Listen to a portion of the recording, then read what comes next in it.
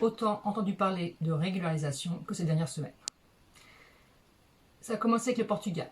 J'ai d'abord cru qu'il s'agissait d'une régularisation définitive de tous les sans-papiers sur le sol portugais. Mais quand j'ai entendu Castaner sur France Inter expliquer que la France avait fait la même chose, j'ai compris que le terme régularisation était inapproprié et abusif.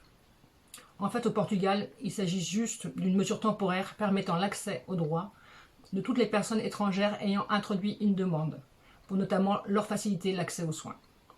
À partir du 1er juillet, l'examen de la demande de tous les bénéficiaires de cette mesure reprendra normalement. Ce n'est donc pas une régularisation au sens où nous l'entendons. Ce sont ensuite quelques parlementaires français de différents partis qui ont appelé à une régularisation provisoire des sans-papiers en s'inspirant du Portugal. Ce n'est pas suffisant, il faut aller plus loin. La troisième initiative émane d'un collectif Intersquad de Lyon sous une forme de tribune publiée dans l'IB et signée par 38 personnalités. C'est cette troisième voie que nous soutenons, car elle met fin au temporaire pour que l'autorisation de séjour ne soit pas qu'un instrument pour déléguer le travail durant la pandémie. Il faut que le temporaire devienne permanent. Les signataires de cette tribune demandent qu'une carte de résident, soit une carte de 10 ans, soit attribuée à toutes les personnes exilées en France et dans l'Union européenne afin de leur permettre d'accéder à un travail et à un logement décent. Puis c'est maintenant l'Italie qui s'apprête également à régulariser plus de 200 000 sans-papiers par décret afin de pallier le manque de main-d'œuvre dans la filière agricole. Nous devons sortir de cette vision opportuniste de santé publique ou utilitariste pour pallier au manque de main-d'œuvre lié aux conséquences de cette pandémie. Comme les États généraux des migrations, il faut exiger la régularisation immédiate, pérenne et sans condition de toutes les personnes sans papier. Ces différentes prises de position dans la presse ont fait naître beaucoup d'espoir parmi les exilés, et la rumeur d'une régularisation imminente de tous les sans-papiers en France s'est rapidement propagée.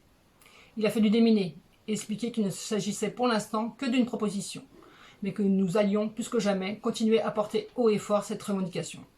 C'est donc maintenant que nous devons lancer cette campagne de régularisation.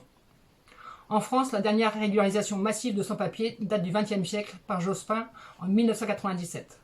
Depuis cette date, le seul outil de régularisation dont nous disposons est la circulaire Valls. Comme l'individu qui a donné son nom à cette circulaire, son application est très fluctuante et ne permet de régulariser qu'au cas par cas selon des critères qui varient d'une préfecture à l'autre. Il faut mettre fin à cet arbitraire et au cas par cas.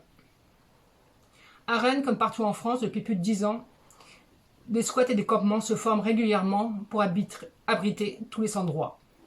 Cette situation est inacceptable et elle ne va faire qu'empirer et deviendra explosive humainement et socialement s'il n'y a pas de régularisation massive à court terme, car nous savons tous que l'accès à un logement digne est conditionné au droit au séjour.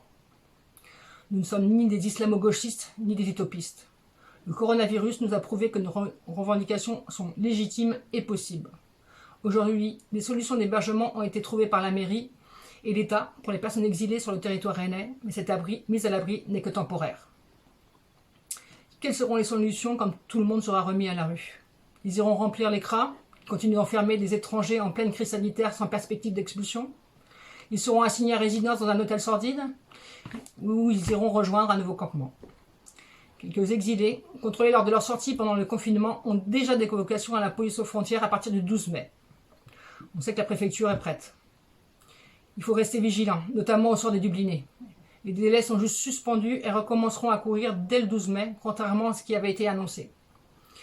Dans les ordonnances, aucune référence n'est faite au délai d'exécution des réadmissions, car cela dépend de la réouverture des frontières de l'Union européenne. Comment vont se comporter l'Italie, l'Espagne, fortement impactées par le coronavirus? Ces pays accepteront-ils de reprendre les Dublinés? Beaucoup de zones d'ombre subsistent pour le jour d'après. Dans ce contexte, nous devons plus que jamais continuer à revendiquer la liberté de circulation et d'installation si nous ne voulons pas rester toutes et tous assignés à résidence.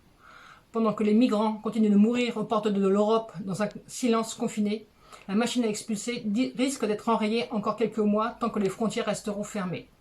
Profitons de cette période pour demander la régularisation de toutes et tous les exilés. C'est maintenant.